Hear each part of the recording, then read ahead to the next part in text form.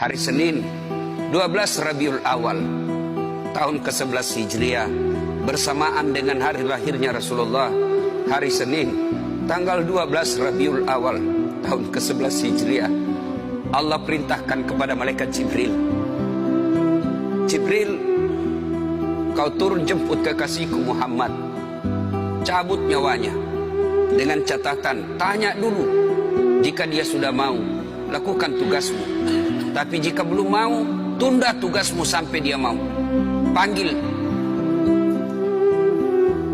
3 malaikat menyertaimu, Mikail, Israel, Israfil. Turunlah malaikat. Di langit ke-7 mereka masih berempat, langit ke-6 mereka masih berempat.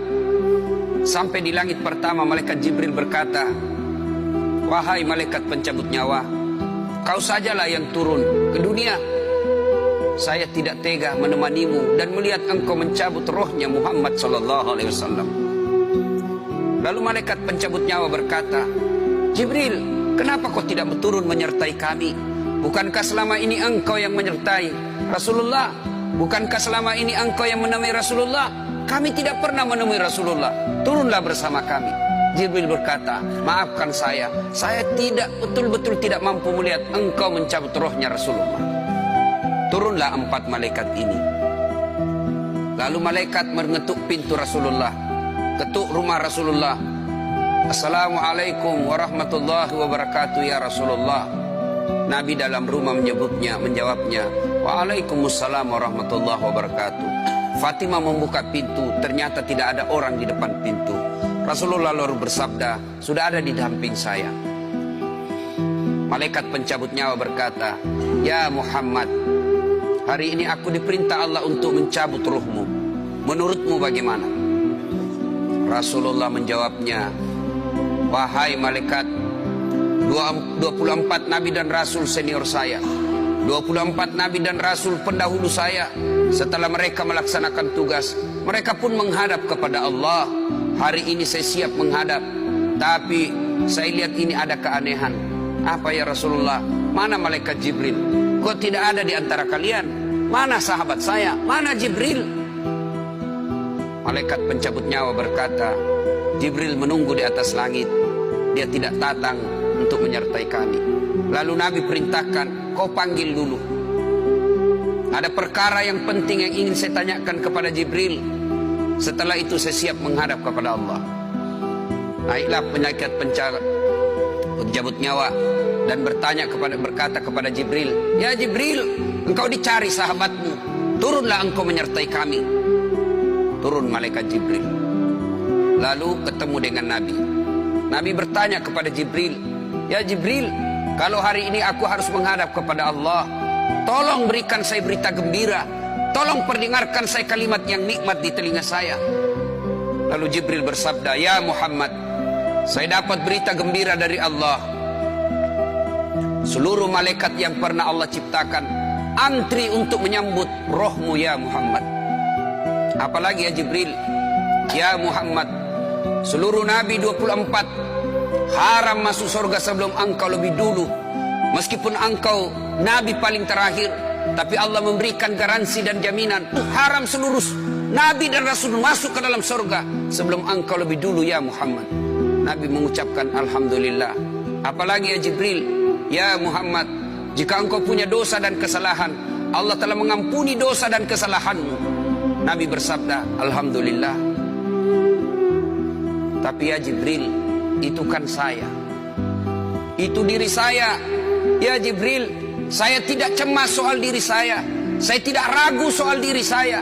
Yang saya cemaskan umatku ya Jibril. Bagaimana umatku sepeninggal aku kelak? Subhanallah, Nabi tidak mencemaskan anaknya, Nabi tidak mencemaskan istri beliau, Nabi tidak mencemaskan keluarga beliau.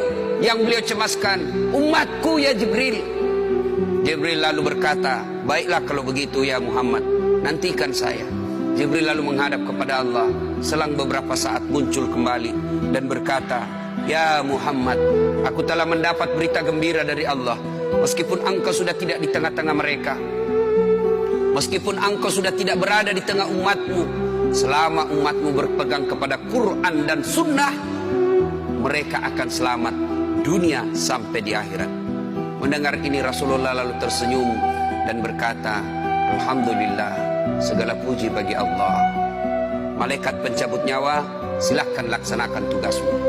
Jibril mundur, majulah malaikat pencabut nyawa melaksanakan tugas dan berkata, kalau bahasa kita, ya Muhammad, maafkan saya, saya tidak mampu melakukan ini, tapi ini perintah dari Allah. Lalu Nabi bersabda, laksanakan tugasmu, saya pun siap melakukannya. Mundur malaikat Jibril, majulah malaikat pencabut nyawa melaksanakan tugasnya. Keluar rohnya Rasulullah, perlahan-perlahan meninggalkan telapak kaki Rasulullah. Telapak kaki Rasulullah menggigil, naik ke atas betis Rasulullah, naik ke paha Rasulullah, sampai ke perut. Bercucuran keringat Rasulullah, keluar keringat Rasulullah di wajah Rasulullah. Malaikat Jibril lalu berpaling. Nabi lalu bersabda, wahai malaikat Jibril, kenapa engkau palingkan mukamu? Apakah engkau jijik melihatku? Apakah kau jijik melihat wajah saya? Jibril bersabda, ya Muhammad, ketahuilah demi Allah yang menguasai segala-galanya, tidak aku jijik melihat mukamu ya Muhammad. Aku tidak tega melihat engkau menghadapi sakaratil maut. Aku tidak mampu melihat engkau menghadapi sakaratil maut. Nabi lalu bersabda, ya Jibril, ketahuilah, andai saja Allah tidak cinta kepadaku, andai saja Allah tidak sayang kepadaku, betapa sakitnya sakaratil maut ini. Tapi aku mohon kepada Allah, ya Allah, jangan engkau timpahkan sakitnya sakaratil maut ini kepada umatku. Bebankan seluruh penyakit sakaratil maut ini, bebankan seluruh sakitnya sakaratil maut ini hanya kepada aku. Jangan engkau berikan umatku ya Allah. Begitulah cintanya Rasulullah kepada